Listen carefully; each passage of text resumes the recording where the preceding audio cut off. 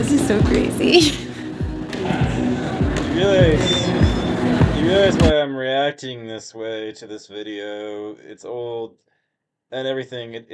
It's because I've literally never had a ballroom experience. I've never been in it. And guess who just shelled out, $259.54, to gain the meet and greet package. And I hope that the audio on this damn thing is picking up, but so it's the Michelle and Branch meet and greet package, which has one general admission ticket, early entry into the venue, exclusive meet and greet with Michelle Branch, personal photograph with her, access to pre-show sound room check, including a fan-voted secret song performance, which is just crazy. The Spirit Room selfie station, limited edition Michelle Branch fanny pack, and custom Michelle Branch necklace, which I think I'm probably gonna have to, gift to somebody, and everything. And official meet and greet laminate autographed by Michelle Branch. Priority merchandise shopping, and there's an on-site VIP host and everything for the VIPs, which apparently I just gained, membership into. Yeah.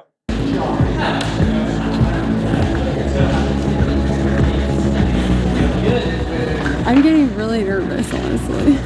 I'm not. It sort of just lifted all of a sudden. Well, I mean, I guess if you're performing that, yeah. it can be a little bit of a nerve wrack. We got a good bounce. This We got a good bounce. is the best part.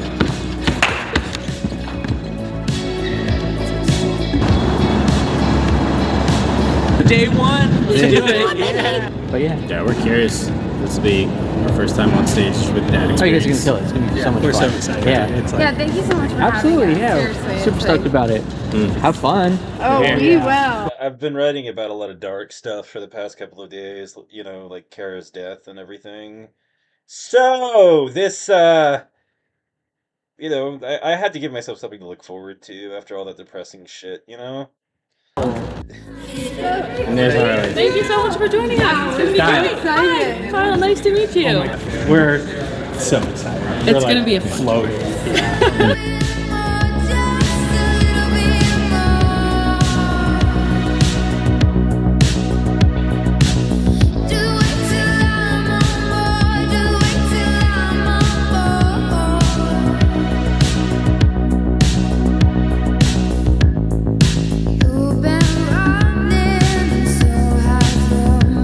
I'm so nervous right now. Neither of them ever get nervous, and it's just me on my I own. set up the keyboard, because I'm a synth head. As opposed to like a metalhead, I'm really, really into synth. Do you want us to go down the line for you?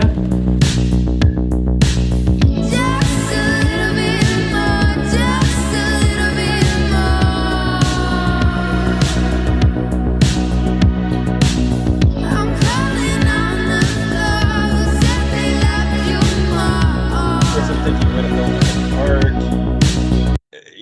especially because I don't like to walk that much. Where's the closest place? Cost. I'm losing my mind, all right?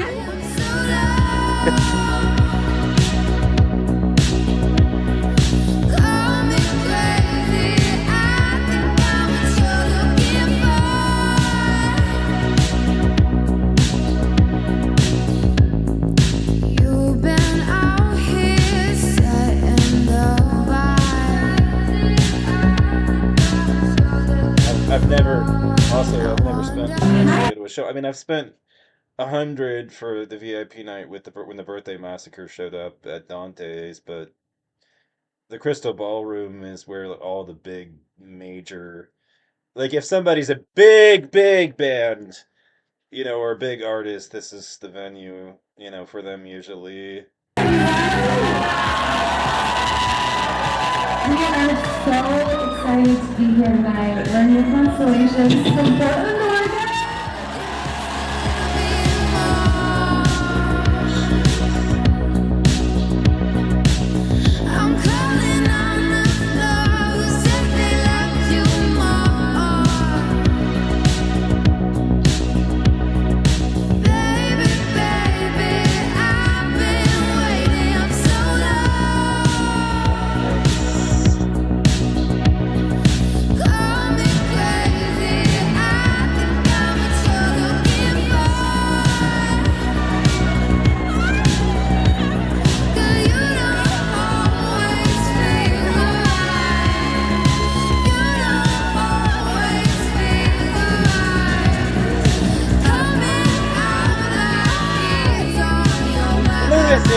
One of the things that I love about it, though, is that when you go for the higher tier packages, the artist kind of kisses your ass. That's, you just did them a major favor. So hot. Good job out there. Did you have a good time? Good job. Best time Yeah, ever. great.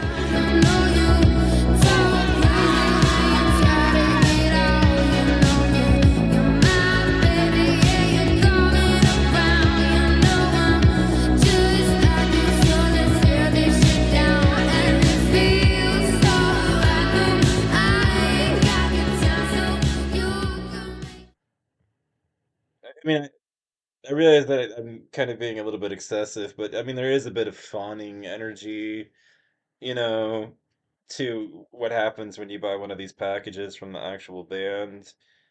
You know, that happens. They're quite, it upgrades your stature in the eyes of the artist, because it shows that, they mean something to you and everything, and they start to realize it when you pay for a VIP package like this, so it's nice.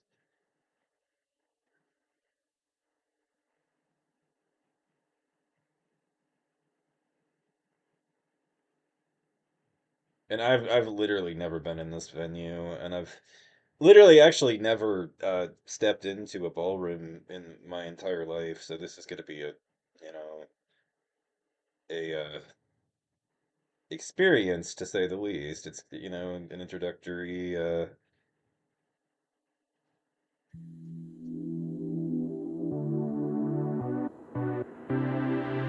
Welcome to American Dream TV. I'm your host, Liz Marshall, and today I am here on Portland Crystal Ballroom with Jimmy Byron, who is the corporate director of music and a walking encyclopedia of this historical venue, and the iconic music legend, Macy Gray. She's celebrating her 25-year anniversary on her breakthrough album, How Life Is. We'll be chatting about her journey, her passion to making an impact, and how she can inspire today. Hi, Jimmy. Thank you so much for meeting me and telling America about the Crystal Ballroom. Very nice to meet you. Thank Jimmy, the Crystal Ballroom being a history in Portland for centuries, can you tell me what makes it so unique, not only for the local, but for everybody? Yeah, my pleasure. The Crystal Ballroom is over 100 years old. We're one of the oldest concert venues, but we continue to book the best talent of the day. It's very unique that we have a floating dance floor. There really aren't any left. And being part of McMenamins, we have that magical whimsy, creativity, and art that makes it a really special experience, different than any of the standard black box venues that you'd find.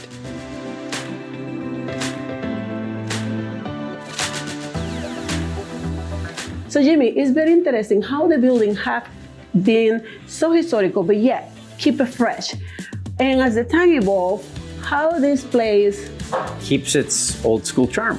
Yeah. Well, that's a great question. When we opened the place, it was really important to Mr. McMenamin to keep the aesthetic and the historical aspects of the room. We're on the National Register of Historic Places.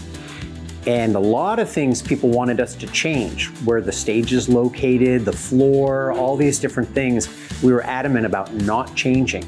So at the same time, we employ the highest technology in our sound and our lights and our AV, bring the best bands possible. We want to maintain that old and classic ballroom aesthetic. So Jimmy, how would you describe for somebody who could never been here, the Crystal Ballroom, and what makes this a unique experience from the moment they walk in?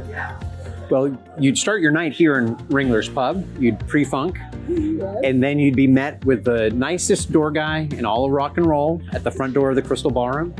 You'd walk up three stories of history to get to the main ballroom, and then you'd see probably the most memorable show of your life. Jimmy, thank you so much. I really appreciate your time and tell us the history of this beautiful place. It's obvious that this is not just a venue, it's a part of history here in Portland. Well, thanks so much for having me. The Crystal Ballroom is truly a unique experience, and thank you, America. When you're in Portland, please stop by. this is definitely exciting. I'm definitely psyched to see her. Macy, you always have a unique You know, because I've voice. been a fan for years and years and years. Anyways, so yeah, I mean, you can read my art if you want to know about all the sad boy shit I've been writing about. I'll link you to it in the underbar of this video. Let me organize that and everything so that it's easy for me to put that together, for a direct link. So yeah, I've been, I wouldn't describe my mood as being in a bit of a funk. I would just say that I've been, it, well, covering the origin story of how I got like initially involved with uh, feminist politics and that sort of thing. It's painful. I mean, I what got me writing about it and talking about it and vocal about it in the first place was a nightmare. It was a tragedy, to be honest with you. That's what catalyzed me into it.